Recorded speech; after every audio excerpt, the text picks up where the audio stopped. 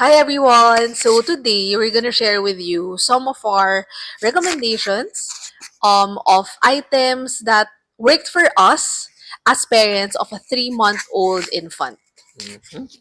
So we'll start first with books. Mhm. Ikaw, Han, ano ang iyong reco sa books? So first of all, yung recommendation ko is yung um kasi before backstory kasi yun nga narinig namin na laging puyat yung mga parents and also through research parang nalaman namin na okay, may mga ways naman pala to sleep train a baby. So yun nga, that's when yun nga nag-research and we found this book. So essentially this book is 12 Hours Sleep by 12 Weeks Old. So, may recommend namin to kasi first of all, yun nga, since 3 months old na yung baby namin, which is more than 12 weeks, mahaba na yung sleep niya. Like, imagine mo na lang our first 2 months, medyo every 3 hours kami gigising. And, syempre, well, actually, asawa ko yung 3 hours gigising. Ako more support lang naman ako sa kanya. Pero at the same time is, yun nga, medyo pagod sa body niya, especially since sa case namin, nagbe-breastfeed kami. So, nangyayari is talagang wala. Ang wife ko, every 3 hours, kailangan niyang gising to breastfeed. Tapos, after breastfeeding, need niya mag-burping, then change diaper. So, I think the entire process takes about an hour in a way. Like, breastfeeding itself, minsan 15 minutes, minsan 30 minutes. So, pag sinama pa yung burping and yung change diaper, like, takes an hour or more. Then, in 3 hours. And kasi yung interval dyan is every 3 hours eh. So, naka 1 hour ka na. So, may 2 hour break ka lang in a way. Then, yun ulit yung cycle. So, medyo mahirap siya. So, etong book naman, in a way, like, etong 3-month-old baby namin, in a way, like, from, start kasing sleep, nighttime routine niya from 7 p.m. Then, around, siguro makakatulog, magsa-start siyang after feeding and burping and yung diaper change and all and sleep nighttime routine, matatapos mga 7:45 to 8. So, technically, from 8 p.m. siya until, I think, 6 plus? Kasi 6 plus kasi nagpapaaraw kami. So, medyo gigisingin na namin siya by 6:15 para makaaraw since 7 yung next feeding. So, in a way, like, that time from 7, 8-ish to 6, 7-ish, medyo yun nga, us time in a way, nakakatulog. So, Kanya-kanyang time, nakakapag-pump, mm, nakakapag-stretching, gawa ng breakfast, mhm, ligo kung kailangan maligo that time, mm. workout for Oo, you. naka-workout ako or actually yung pinakaano naman dun is like the fact that you have like from 8 p.m. to 6 a.m. na uninterrupted na medyo quiet lang si baby. Medyo it means a lot, especially as parents na medyo puyat ka na, pagod ka na rin from work and all. Although yun nga lang, it took time rin since sleep training like for the first 8 weeks, technically, you just don't want to build bad habits sa baby. Like, every time umiyak, kakargahin mo, or every time umiyak, papakainin mo. So, you just don't want to build those habits. And after that is to train mo yung baby mo kumain more in the morning. They'll finally, slowly mong i-wean out yung gabi. So, I mean, it's not as simple na, porket na-decide mo mag-sleep training, automatic, yung, ano ka na, like, hindi nagigising yung baby mo. So, maraming work rin beforehand. Pero for us naman is, like, okay, may sacrifice for the past 3 months. Pero at the same time, like, we're reaping the benefits of it now. Next book naman for us is yung Crib Sheet. So this one naman, we don't have the tangible book, but we have the Audible for this one. So it tackles a lot of different topics there. But for me, yung pinaka nag-resonate with me is about yung questions niya kung paano ka as a mom. Like, meron siya yung mga prompt questions doon na, do you want to work as a mom or do you want to be a stay-at-home mom? Or what do you want to do? Kasi usually, di ba, we would just follow what we think society would dictate or what we see. Mhm. Pero it's important to reflect then and ask yourself, what do you want? And yung isa lang doon na nag-stick sa akin the most is yung ano Mhm. sabi niya, maximum happiness allocation. Mhm. Basta yung parang nakwento lang niya doon na siya, personally, na-realize niya na for her, it's Mhm. going to work. So, 8 hours siya sa work niya as an economist. Then, she goes home just maybe 2 to 3 hours lang with her newborn. So, dun siya yung feeling na hindi siya mababurn out. So, I think, kanya-kanya rin talaga siya. Kaya, it's important lang rin to reflect. Mm. I think for me, yung main takeaway ko sa book is like, it just gives you all the info you need. Like, for example, let's say, bigyan ko an example. Like, sa breastfeeding, like, yung pros and cons ng breastfeeding versus formula. So, bibigay niya lahat sa'yo ng data and at the same time, i-allow ka lang niya na mag-decide on your own. Like, ano ba gusto mo? Like, what will work for you? Because I think at the same time is like, as like ikaw, Han, as a mom, like feel ko yung may pressure ka rin na parang, porket ito yung naririnig mo and all. Like, Yeah, totoo susunod yun. ka lang dun. Pero at the same time, we want it to like, na kung ano yung mag-work for us. Kasi yun naman yung reality is, like, lahat tayo may kanya-kanyang life, lahat tayo may kanya-kanyang preferences in life and kung ano yung responsibilities. So, walang right way in a way to parent. And wala ring wrong way. Mm-mm. Kasi kanya-kanya talaga yan. Pwedeng what works for them won't work for us Mm-mm. and vice versa. Mm. So you see what works for you upon what you pick up from the books you read, stories you hear from friends and family. Mm. Like, to add lang rin, 'di ba, na-mention ko kanina yung sleep training book. Like, for me is, that's what worked for us kasi yun nga, nag-work kami. But at the same time, like, for parents na, let's say, yun nga talagang, like, focus sa child, there's nothing wrong. And, let's say, yung child mo, like, kasi, to be honest, mahirap siya, yung sleep train. Kasi, like, imagine mo, umiyak yung anak mo, and hindi niya na and umiiyak siya and tingin mong gutom pero at the same time since nagsi-sleep train ka hindi mo rin siya pwede i-feed since yun yung training niya.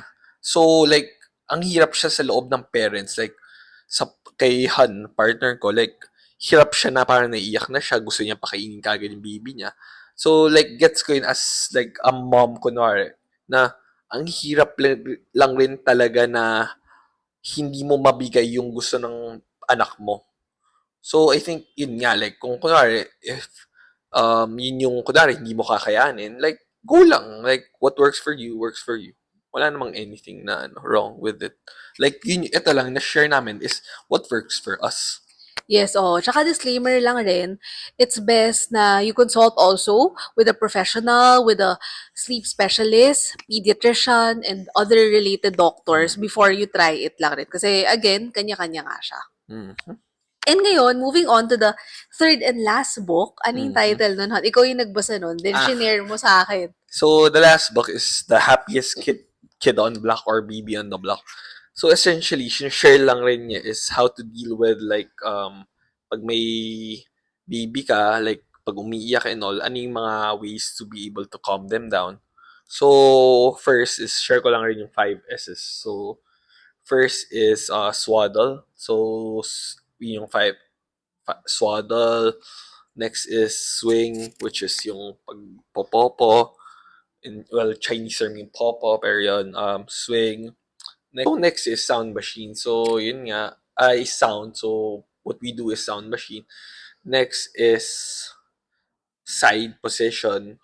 And then finally is S is sucking. So, yun naman, more in-depth yung sa book, pero essentially, yun yung what worked for us. And yun nga, like we heard from the book, pero when we tried it, it works naman. So, yeah, I really can recommend it. And aside from that, Han, yung share mo rin yung kay, friend mo, na apparently, nabasa rin yun. Oo. Meron din akong good friend. Nabasa din niya yun. Pero hindi nila binasa yung pinaka-book. More of yung summary. Nahanap nila sa internet. Then, may isang time, nagtatanong ko sa kanya ng tips. Ano ba yung reasons ba't umiiyak yung baby? Or parang paano ba i-calm down? Tapos, nag-share sila ng resource na yun din. Tapos, naalala ko na, shinare nga pala ni Han sa akin yun, yung book. So, medyo same yung, resource Mm. on that. So, some people we know nga rin use that. Mm. Ngayon naman, moving on to our second category, which is baby-related items. Mm-hmm. So first off, for us is the sound machine. Mm. Super helpful siya for us. So, in-order mo yun saan? Sa Lazada, no? Oo. So, kasi yung reason lang rin naman sa sound machine, share ko lang rin dun sa 5S is, 'di ba, let's say, ang hawak mo yung baby mo or ano. So, yung sound is meaning yung pag sound. So, yung maganda sa sound machine is indirectly siya yung gagawa for you na hindi ka mapapagod. So, like, yun, click-click mo lang. And at the same time, ang sound kasi is top of yung ito from memory ko lang from the book. So, ang pag pag nasa tiyan pa ng girl ang baby, may sound yan normally na maririnig sila which is medyo similar sa sound machine, which is white noise or fan. So, yun yung reason na kaya mas nakakalma sila. And at the same time, since nagsi-sleep train kami, medyo siya yung time na parang cue siya. Like, kunwari, let's say, automatic, pag narinig ng baby namin, alam niya na, okay, medyo need niya na mag-sleep. So, indirectly, yun yung mga effects ng sound machine for us. Na naka-help a lot. Tapos yung second naman is swaddle blanket or sleep sack. So, two forms to. Yung blanket is yung typical cloth siya, but it has a technique on how you will fold it. And yung sleep sack naman, it's more convenient in a sense na ano lang siya, yung de-zipper siya. Papasukin lang yung kamay ni baby, feet niya, tsaka body niya, then zip up or for some, zip down naman. Naka-help yun kasi it mimics naman yung habang nasa utero pa siya ni mom, which is parang hinahug siya, yung ganong feeling. So, yun, it helps him or her to fall asleep easier. Mm-mm. Tsaka coming from an adult, like ako personally kasi, yung blanket ko, talagang cozy ako eh. So, I think yun yung nafe-feel ng baby natin na parang cozy nila, which helps in Oo. sleeping. Kasi yun nga eh, I think ito, one thing rin is from the book I read na parang iniisip natin, need ba talaga yan? Baka masanay sa sound machine or sa swaddle ang baby. Pero like in reality is like as adults, tayo rin naman may mga need tayo for sleeping. So like kung tayo, need natin may pillow, like need natin air conditioning. So like why, ba't natin hindi bibigayin sa baby natin yung mga bagay na mag-help sa kanila mag-sleep? Yes. And then third one naman is our changing mat and pee pads. Mm-hmm. I would personally recommend that if you have extra space in your room or in the nursery room. Like yung changing pad will flash that also on the screen so you know what it means. Basically, imbes na sa bed siya mag-change, meron talaga siyang designated pad for that. Kasi at least, pag minsan kasi, bigla na lang iihi, kakatapos lang ni umihi, ihi siya uli. Mm-hmm. So, syempre, makakalat yung buong area. At least yun, isolated lang dun sa area na yun. Mm-hmm. Then, if isusupplement mo siya with the pee pads, helpful kasi minsan may excess poop na lumalabas or mga dumi-dumi, at least yun, consumable yun, disposable siya. Mm-hmm. Pag after na, nadumihan, hindi mo kailangan i-wash. Mm-hmm. Yun. Yung next namin is mattress cover. So, since yung setup namin now is like may crib siya. So, yung mattress doon, may mattress cover. So, yun nga, kunyari, let's say, lalo na yung una, minsan tumatago sa diaper, yung pee or poop. Or let's say, nangyayari is yung sa bibig niya, yung laway niya, at least hindi directly tumatama dun sa mattress itself. So, much easier to clean. Kasi pag pumasok sa mattress, medyo hassle linisin. So, at least versus sa mattress cover, like, may dalawa lang kami, so nag-alternate lang siya in a way. Yun, like, it's easier to clean lang rin talaga. Kasi tayo personally rin kasi kami, like, sa bed namin as adults, may mattress cover rin kami. Well, we don't change it as much kasi like, I think sa baby namin, we change it like once a week or more. Which one? Yung mattress cover or actually less than mattress cover, super rare. Hindi pa nga okay. na-change yun hanggang ngayon eh. Yung beddings yung Beddings change. Yung beddings yung kailangan at least so, once a week mo-change at least yun naman, like, bawas lang rin ng mga medyo linisin. Kasi medyo hassle nga talaga pag mattress itself yung need mong linisin. Oo. And then lastly, on our list, eto, walang specific brand, but any diaper with pee or poop indicator. Mm-hmm. It's that line in front and at the back na, well, yung dun sa na-try namin, color yellow siya pag walang pee or poop or wetness, pero pag meron na, magiging blue siya. So, super helpful siya when it comes to changing diapers, you don't have to open it na alam mo na kagad pag tiningnan mo. Mhm. Kasi nakatry din tayo ng iba na walang ganun. Mhm. Medyo mas mahirap siya i-navigate through. Mm. Lalo na pag everyday nag-change.